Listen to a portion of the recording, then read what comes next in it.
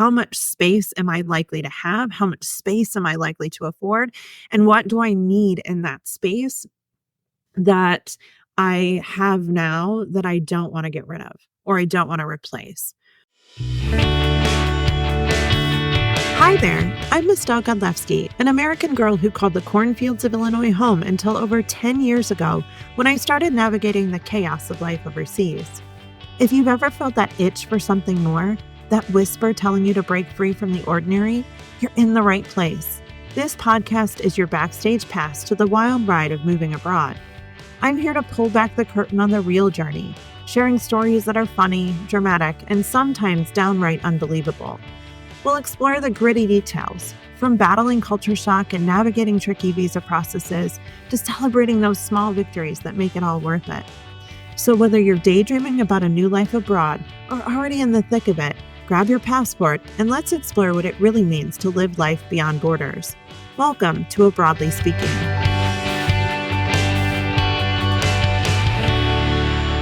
Hi there. So glad to have you here. I'm so excited.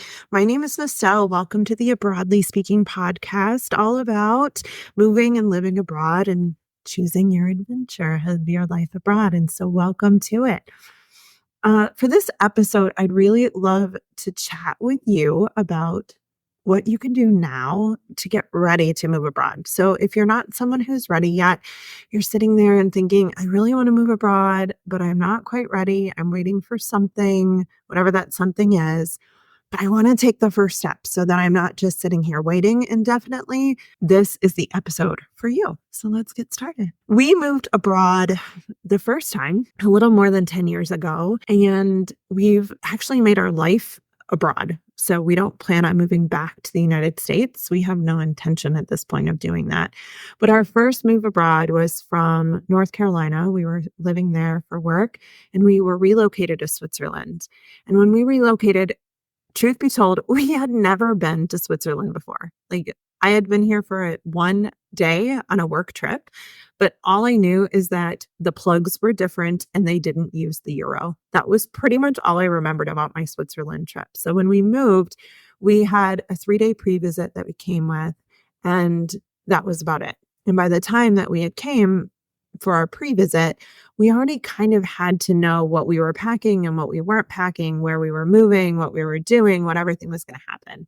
So it was a little chaotic and a little insane. And now that we've been here and we've actually been through 3 international moves, I've learned a thing or maybe 12 about what I would do differently, what I would do that made me more comfortable or made the transition easier or smoother or whatever it is. And I figure this is a good way to get started. So when we moved the first time, we moved with all of our stuff. We were living in I think it was like 1,300 square foot townhouse in North Carolina. And we had literally just moved. Truth be told, we moved 6 months before into that apartment, and we loved it. But unfortunately, it was a cool layout. It was 2 bedrooms, 2 baths, like super great apartment. And I also happen to love to bake and cook. So we have a ton or a metric ton, depending on your perspective, of kitchen gadgets and all the things that go with that. We also had a 2-bedroom flat. So it was the 2 of us, and we had all the stuff that goes for 2 bedrooms, all the usual American haunts, walk-in closet, all that kind of stuff. Well, when we moved, we made the decision at the time to move all of our furniture with us. That included like a lazy boy recliner couch that my husband loved and a beautiful mahogany sleigh bed that I loved. And all the things, right? The queen size bed. We had a double bed in our guest room. Like, it was amazing. And we moved into an apartment with less than 1,000 square feet. It was 90 square meters. So if you can imagine a giant apartment not giant, a 2-bedroom apartment at 1,300 square feet to a 2-bedroom apartment with, let's say, 1,000 square feet. If we were lucky, I think it was more like 800. Fitting all of our stuff was a game of Tetris that unfortunately we kind of lost. Our apartment was super crowded with oversized furniture. I True story. I did not think about the fact that this cookie sheets that I have from the States would not fit in my Switzerland size oven. So I go to bake cookies. We moved in February, and one of the things I just love to bake. And so I was like, cool, I'll bake some cookies. Yeah, that didn't work so well because my cookie sheets didn't fit in the oven, and I was quite sad. So we ended up having to get rid of all of those. In the long run, today, we have literally gotten rid of almost everything that we moved here with 10 years ago. And in fact, most of it we replaced within the first 3 or 4 years. And by the time that we moved to Vienna, we were 4 years into our journey abroad, and we had replaced almost everything. We have a KitchenAid mixer that's left. What else? We have a popcorn maker because we can't get one of those here, and I think there's one other thing that we have left, but pretty much everything got replaced in the time since we moved, and not because it was worn out, but simply because it just didn't fit in our flat or in our apartments as we moved along. So the one thing that I would say that you can do today, if you're ready and thinking about moving along and thinking about moving abroad and saying, what could I do now that could help me? What I would suggest is start looking at what can I live, what, what can I live with is easy because you're living with it now, but what can blah, I swear I can talk. What can I not live without? So for example, for me, my KitchenAid mixer is like my child and all the attachments that we got when we got married 15 years ago. We have our KitchenAid mixer. I love it. It's my favorite thing. It's amazing. I don't want to lose it until it breaks. I'm going to use it forever, right? I had it for a long time before we got married, and I'll keep it for as long as it runs. Well, with that also comes a power converter because US electricity and European electricity are not friends. So 110 versus 220. So we can't obviously, you can't plug it straight into the socket just because the plug is different. But we also need a power converter because we have to power down the electricity. Yay.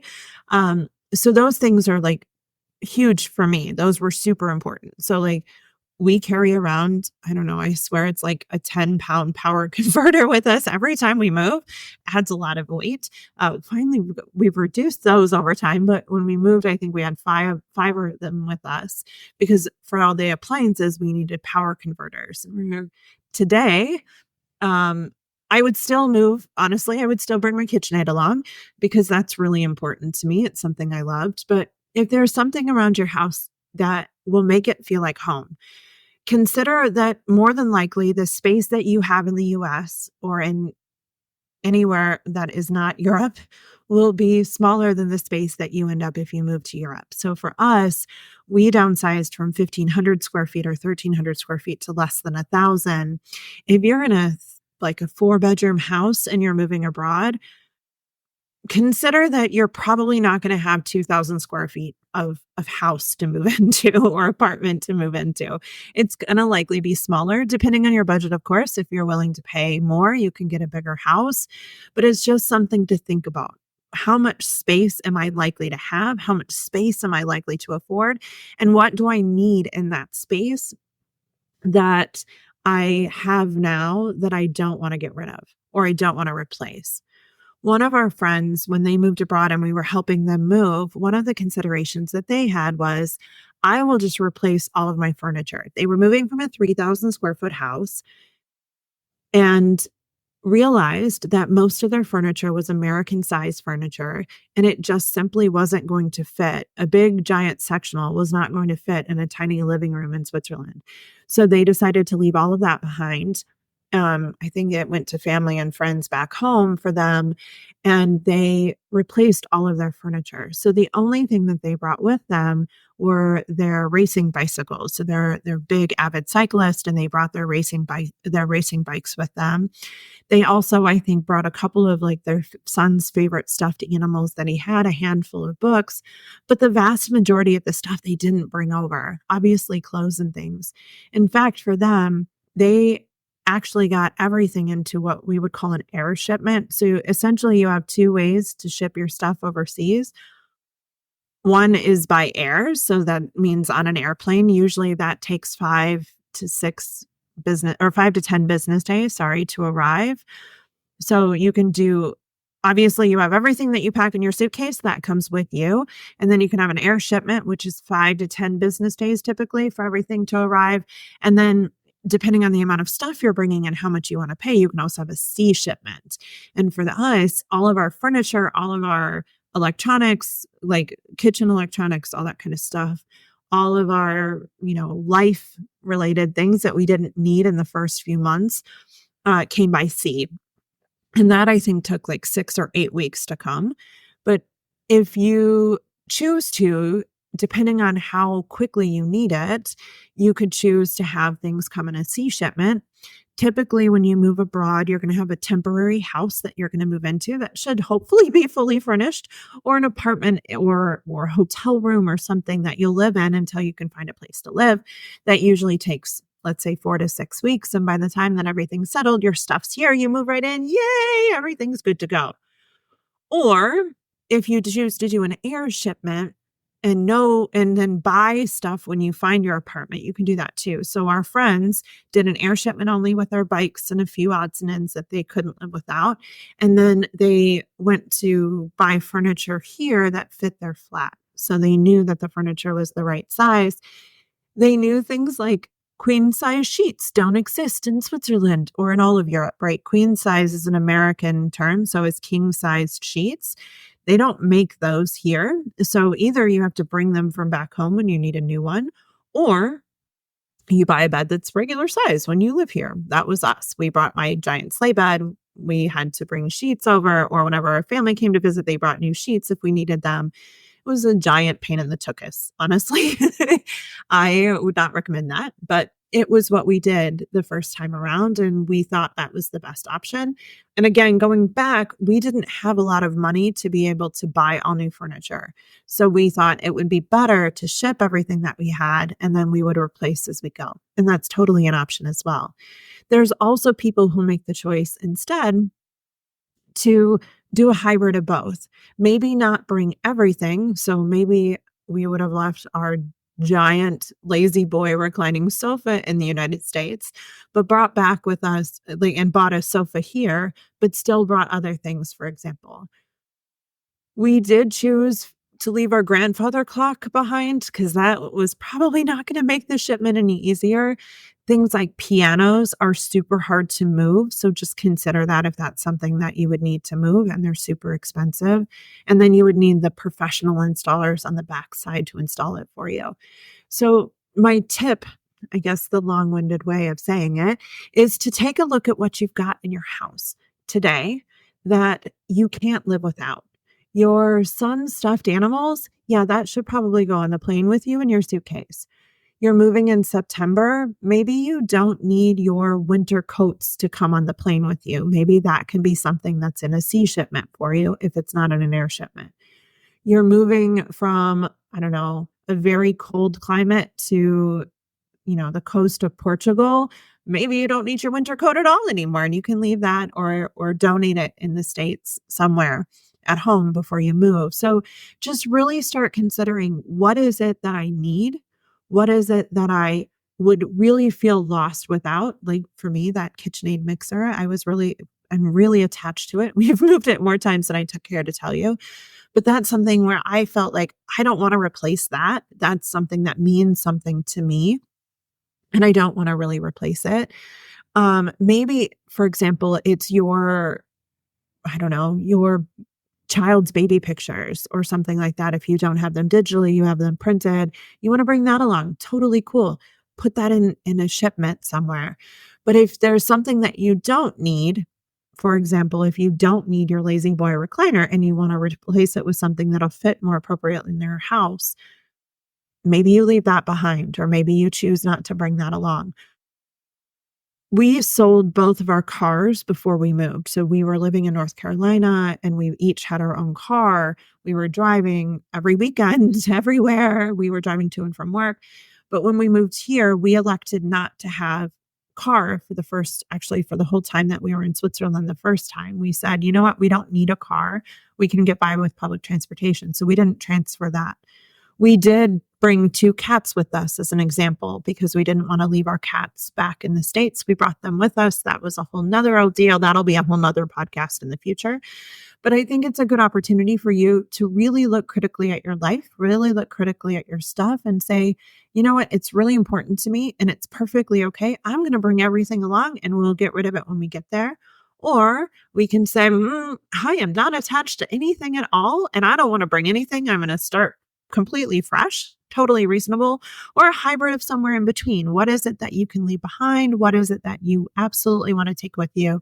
What do you feel is important for you?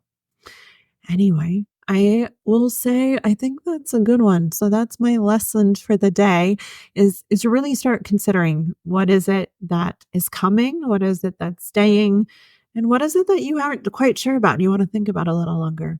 Anyway, thank you so much for listening to this episode of A Broadly Speaking. If you found something that sparked your curiosity or gave you a new perspective, do me a favor, subscribe, rate, and drop a review below. Seriously, that will help so much more than you know. And if you know someone who needs a little nudge to start their own journey abroad, share this episode with them. Remember, your passport isn't just a book of stamps. It's your ticket to experiences beyond borders. Until next time, keep exploring and pushing the limits of possibilities, and I will see you on the next episode of A Broadly Speaking.